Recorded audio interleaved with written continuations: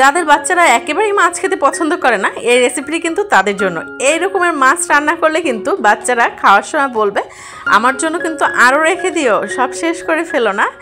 একেবারে সহজ সাদামাটা অনেক মজার একটি রেসিপি, বাচ্চাদের খুবই পছন্দের, বড়দের তো পছন্দেরই, বড়দের তো যা দেবো তাই খাবে, বাট বাচ্চাদের পছন্দ হলে সেটা কিন্তু একেবারে বেস্ট একটা রেসিপি।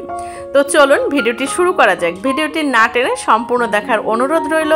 দেখে যদি ভালো লেগে থাকে আমার চ্যানেলটি সাবস্ক্রাইব করে দিবেন, আর ফেসবুক পেজ থেকে দেখে থাকলে আমার পেজটি প্লিজ ফলো দিয়ে সাথেই থাকবেন। এখানে হচ্ছে পাবদা মাছ সুন্দর করে ধুয়ে পরিষ্কার করে হলুদ, মরিচ আর হচ্ছে লবণ দিয়ে 10 মিনিটের মতো মাখিয়ে রেখেছিলাম। তেলটা যখন একেবারে গরম হয়ে যাবে তার মধ্যে কিন্তু এই মাছটা দিতে হবে, দিয়ে উল্টে পাল্টে ফেলতে হবে। 5 মিনিটও রাখা যাবে না, একবারে জাস্ট গরম তেলে দিয়ে উল্টে পাল্টে নিতে হবে। বুঝতেই পারছেন আমি কি বুঝাতে চাচ্ছি। কড়া করে ভাজলে কিন্তু পাবদা মাছ একেবারেই খেতে ভালো লাগে না, অনেকে কড়া ভাজি খায়, বাট পাবদা মাছ কিন্তু এরকমের নরম নরম রান্না করলে বেশ ভালো লাগে খেতে।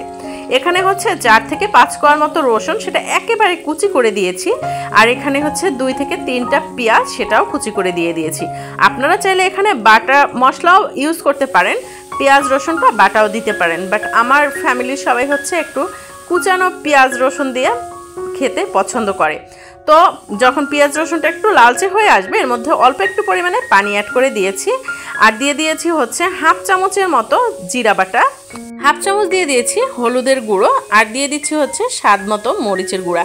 যেহেতু বাচ্চারা খাবে মরিচটা একটু কম দেওয়াটাই ভালো, বেশি দিলে মানে ঝাল বেশি হবে এরকমের। আর পরিমাণ মতো হচ্ছে লবণ দিয়ে দিয়েছি। আর এই মাছটা কিন্তু আমি আমার বাসায় গেস্ট আছে একটা পুচকি বাবু, 3 বছর 3.5 বছরের, ও কিন্তু এতটা পছন্দ করে খেয়েছে, ওরও ভালো লেগেছে, আমার বাচ্চাদের তো ভালো লেগেছেই। তো এই যে দেখতে পাচ্ছেন মশলাটা সুন্দর করে কষিয়ে তারপর হচ্ছে অল্প একটু পানি অ্যাড করে দিয়েছি। যখন পানিটা ফুটে উঠেছে তার মধ্যে হচ্ছে মাছ দিয়ে দিয়েছি। পাবদা মাছে কিন্তু অনেকটা পানি দেওয়ার দরকার হয় না, অল্প পানির মধ্যেই হচ্ছে রান্নাটা সুন্দরভাবে করে নেওয়া যায়।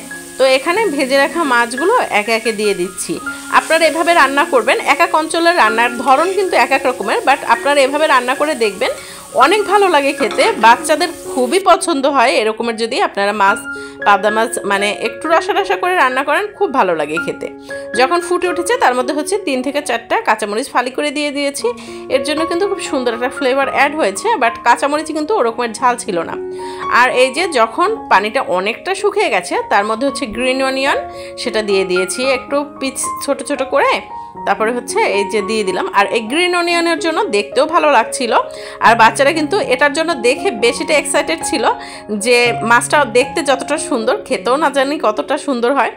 আমার মেয়ে কিন্তু খাচ্ছিল আর বলছিল যে মা রাতে কিন্তু আমি খাবো, আমার জন্য রেখে দিও, তুমি সব শেষ করে ফেলো না। তাহলে বুঝতেই পারছেন মাছটা কতটা মজার এবং লোভনীয়।